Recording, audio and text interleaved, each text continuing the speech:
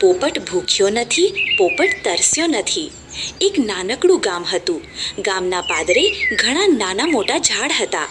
આ ઝાડ પર અનેક પક્ષીઓ માળા બાંધીને રહે. પંખીડા સાથે મળી સવાર સાંજ બસ કલબલાટ અને મોજ કરે. આમાં એક મોટા આંબલીના ઝાડ એટલે કે રૂખડાના વૃક્ષની બખોલમાં એક પોપટનો પરિવાર માળો બાંધીને રહે. કોટમાં રહેતો પોપટ ખૂબ વાતોડિયો. આખો દિવસ કંઈક ને કંઈક બોલ્યા કરે. પાછો સ્વભાવે આનંદી એટલે બધા તેને ઓળખે પણ ખરા. આખો દિવસ અલગ મલકની વાતો કરી પસાર કરે. એક દિવસ પોપટની માં બોલી, ભાઈ, આખો દિવસ વાતો જ કર્યા કરે તો જાજી વાતુના ગાળા ભરાય તેના કરતાં કંઈક કમાવા જાને. પોપટને થયું કે વાત તો સાચી છે. માની એટલે એ તો ચાલ્યો કમાવા. ચાલતા ચાલતા ઘણો દૂર આવી ગયો અને હવે થોડો થાક પણ લાગ્યો હતો. આજુબાજુમાં જુએ તો એક મોટું સરસ મજાનું સરોવર હતું. સરોવરને કિનારે ઘણા સુંદર વૃક્ષો હતા, જેમાં એક મોટો આંબો પણ હતો. પોપટ તો આંબા ડાળે લૂમે ઝૂમે લટકતી કાચી પાકી કેરીઓ જોઈને ગેલમાં આવી ગયો. એક ડાળથી બીજી ડાળ કૂદી કૂદીને ભરપેટ કેરીઓની જયાફત ઉડાડી પોપટભાઈએ તો. આંબો તો પોપટનું નવું ઘર બની ગયો જાણે. પોપટ તો રોજ મીઠી કેરીઓ ખાય છે, સરોવરનું ઠંડુ પાણી પીવે છે અને આંબા ડાળે હિંચકી અને ટહુકા કર્યા કરે છે. ઘણા દિવસો પસાર થઈ ગયા. એક દિવસ આંબા નીચેથી એક ગાયોનો ગોવાળ પોતાનો ધણ લઈને નીકળ્યો. વાત કરતાં ખબર પડી કે આ ગોવાળ તો પોપટના ગામ તરફ જઈ રહ્યો હતો. તો પોપટે ગોવાળને કહ્યું કે, ભાઈ, ગાયોના ગોવાળ, મારી માને આટલું કહેજે ને કે પોપટ ભૂખ્યો નથી, પોપટ તરસ્યો નથી. પોપટ આંબાની ડાળ, પોપટ સરોવરની પાળ. પોપટ કાચી કેરી ખાય, પોપટ પાકી કેરી ખાય. પોપટ ટહુકા કરે. ગોવાળ કહે, ના રે ભાઈ, હું આ ગાયો રેઢી મૂકીને તારી બાને કહેવા ના જાઉં. આ સાંભળી પોપટ ઉદાસ થઈ ગયો. પોપટનો ઉતરી ગયેલ મોહ જોઈ ગોવાળ કહે, તારે જોઈતી હોય તો આમાંથી એક ગાય લઈ લે. આ સાંભળી પોપટ તો રાજી થઈ ગયો. તેણે સરસ મજાની રૂના પોલ જેવી એક સફેદ ગાય પોતાની પાસે રાખી લીધી અને તેને આંબાના થડ સાથે બાંધી દીધી. થોડો સમય વીત્યો હશે ત્યાં પોતાની ભેંસો લઈ બીજો એક ગોવાળ એ રસ્તે નીકળ્યો. પોપટ તેને જોઈને કહે, ભાઈ, ભેંસોના ગોવાળ, મારી માને આટલું કહેજે ને કે પોપટ ભૂખ્યો નથી, પોપટ તરસ્યો નથી.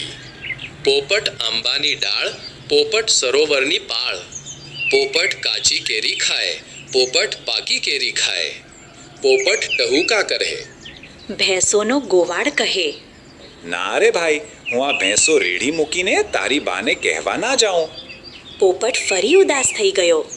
આ જોઈ ભેંસોના ગોવાળે તેને ગમતી ભેંસ આપવાનું કહ્યું. આમ પોપટે તો એક તાજી માજી પાડિયાળી ભેંસ લઈને આંબાના થડ સાથે બાંધી દીધી.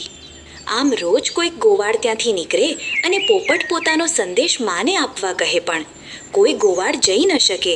એટલે ઉદાસ પોપટને રાજી કરવા પોતાની પાસે હોય તેમાંથી કંઈક આપીને જાય. આવી રીતે થોડા સમયમાં તો પોપટ પાસે ધોળી ગાય, ભગરી ભેંસ, રૂપાળા બકરા, ગોળમટોળ ઘેટાં, તેજીલો ઘોડો, રણનું જહાજ કહેવાતું ઊંટ અને એક રજવાડી હાથી, આટલા જાનવરો એકઠા થઈ ગયા. પોપટ આ બધાને લઈ મોટા શહેરમાં વહેંચી આવ્યો. તેમાંથી તેને ખૂબ પૈસા મળ્યા. આ પૈસામાંથી સોનું ચાંદી લઈને ઘરેણાં ઘડાવ્યા અને ચાંચમાં, ડોકમાં અને પગમાં એ ઘરેણાં પહેરી ઠુમકતી ચાલે ચાલવા લાગ્યો. બાકી વધેલા પૈસા એ પાંખમાં અને ચાંચમાં ભરી ઉડ્યો પોતાના ઘર તરફ. રસ્તો લાંબો હતો એટલે ઘરે પહોંચતા મોડી રાત થઈ ગઈ.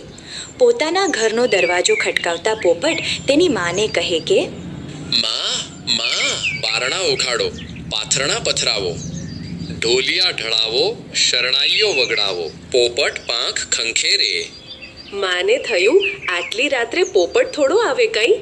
નક્કી કોઈ ચોર લૂંટારો લાગે છે. ના બાપુ, હું કમાડ ના ઉઘાડું. માએ દરવાજો ન ખોલ્યો એટલે પોપટ તો ચાલ્યો કાકીને ઘરે. કમાડ પર સાંકળ ખટકાવી પોપટ કહે કે, કાકી, બારણા ઉઘાડો, પાથરણા પથરાવો, ઢોલિયા ઢળાવો, શરણાઈઓ વગડાવો. પોપટ પાંખ ખંખેરે. કાકી તો ઘસઘસાટ ઊંઘે એટલે તેને તો પોપટનો અવાજ સંભળાયો જ નહીં. હવે પોપટ શું કરે? એ તો ચાલ્યો તેની બહેનના ઘરે. બહેનને ત્યાં દરવાજો ખટકાવીને બોલ્યો, બહેન બહેન, બારણા ઉઘાડો, પાથરણા પથરાવો, ઢોલિયા ઢળાવો, શરણાઈઓ વગડાવો. પોપટ પાંખ ખંખેરે. પણ બીજા બધાની જેમ બહેન પણ બોલી કે મારો ભાઈ કંઈ આમ અડધી રાત્રે ન આવે. જે કામ હોય તે ભાઈ કાલે સવારે આવજે.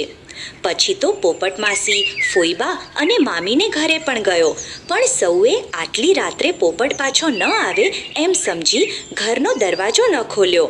છેવટે થાકીને પોપટ તો ચાલ્યો તેની મોટી બાને ઘરે.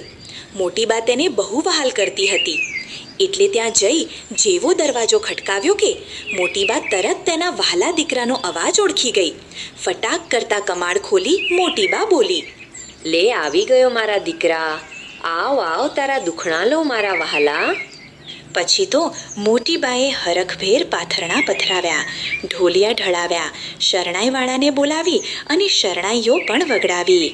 શરણાઈના સૂર સાંભળી પોપટભાઈની ખુશીનો પાર ન રહ્યો અને આનંદમાં આવી એ તો માંડ્યા પાંખો ખંખેરવા.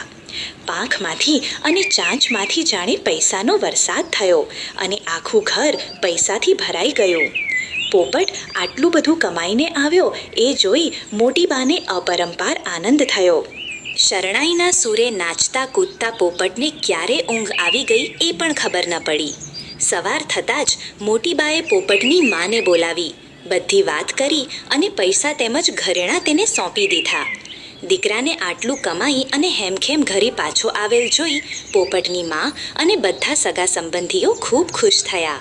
સૌ નાચતા ગાતા પોપટને સાથે લઈ ઘરે ચાલ્યા. આમ સૌએ સાથે મળી ખાધું, પીધું અને મોજ કરી. આ વાર્તા પરથી શીખવા મળે છે કે સમજદારી અને મહેનતથી સફળતા મેળવી શકાય છે અને પ્રેમ અને સ્નેહથી સંબંધોમાં ઊંડાણ આવે છે.